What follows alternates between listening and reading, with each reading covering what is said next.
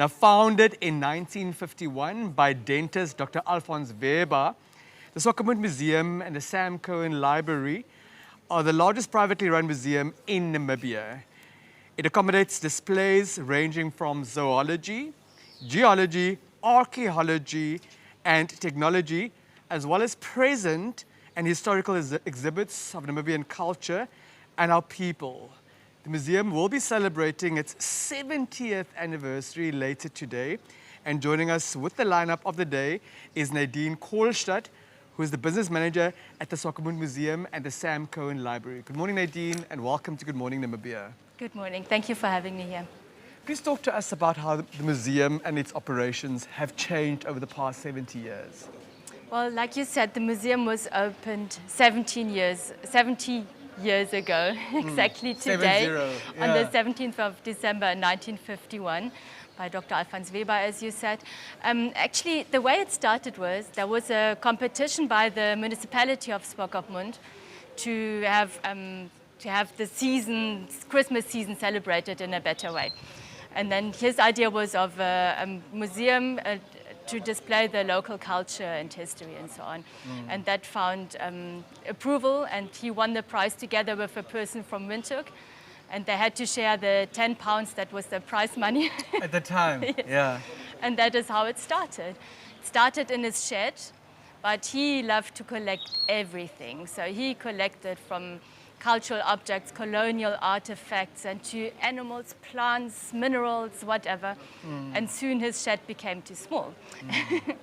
So he started the process to get the old customs shed, where the museum is housed today. It was bombed out in the First World War.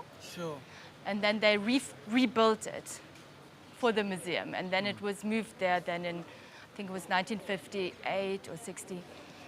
Round about there. So that's what, since then the museum is where it is now at the moment. And it did change over the times. There were editions like the People of Namibia exhibition and the historic rooms, the old dentistry, which I find quite frightening, of Dr. Alphonse Weber.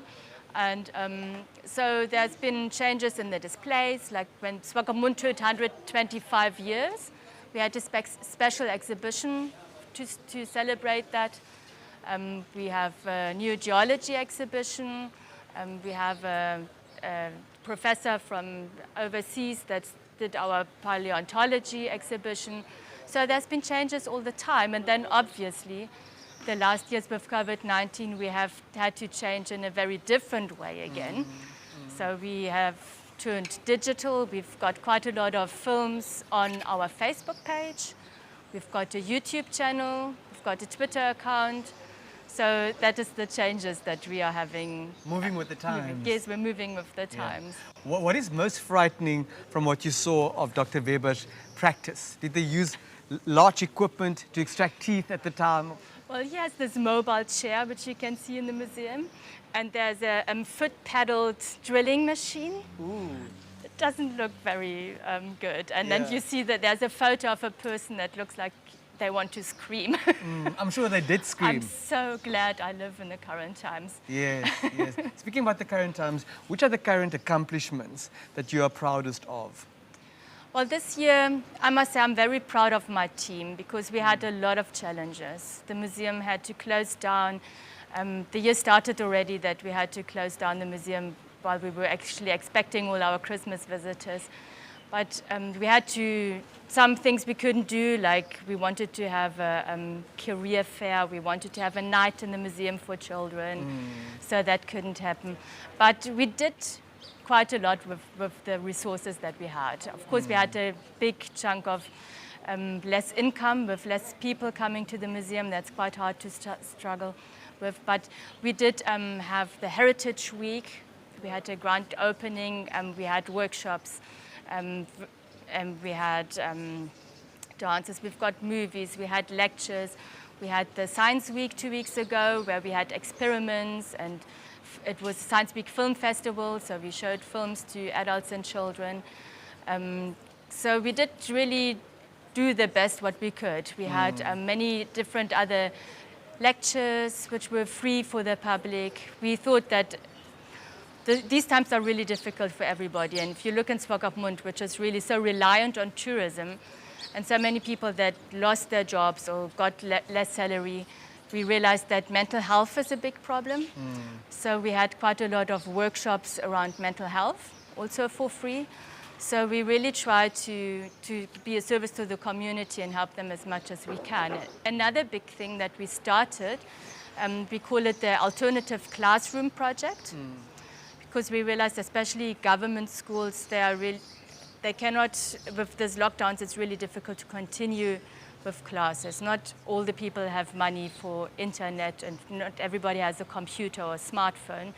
So we invited teachers to have a day in the museum, because every subject can actually be covered in the museum, from mathematics, language, history, biology, social science, biology, everything can be covered in the museum. So we're setting up lesson plans.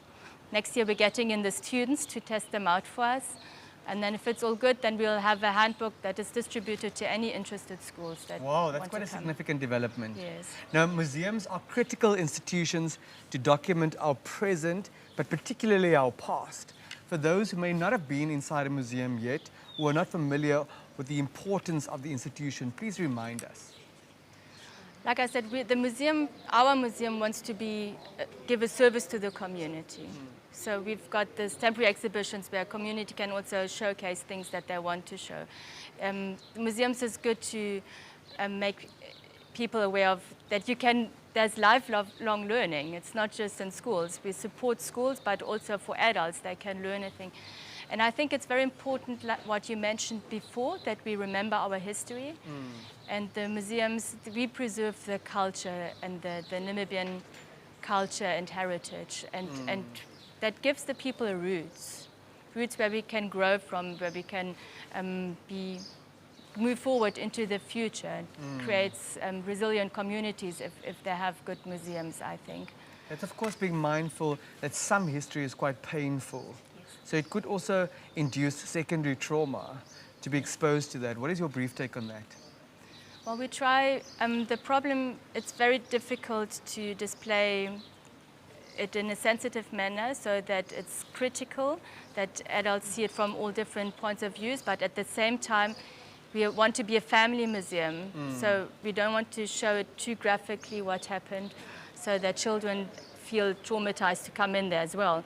But it's a very good point that you're touching on, because our Swakopmund exhibition, we felt that there's something lacking about the times around the genocidal wars and with the concentration camps that were around. So we're busy doing another exhibition to detail that information, and also, like you said, being mindful that it's truthful, that it's not too emotional, that it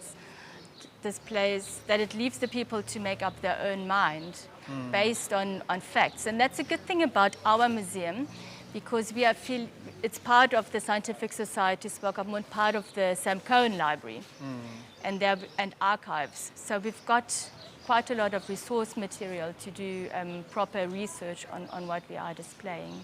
Do you believe that museums also help us take stock of the progress that we made to gauge how far we've in fact come in overcoming some of the challenges from the past? Yes, definitely. Definitely. We show how people lived, how things changed, and what is being kept, because I think it's very important that we don't discard or talk bad our history, what we used to do, because I think it's some of the cultures we need to embrace them and still act accordingly. We need to be aware of where we're coming from, and I think that is where a museum is very important. And our People of Namibia exhibition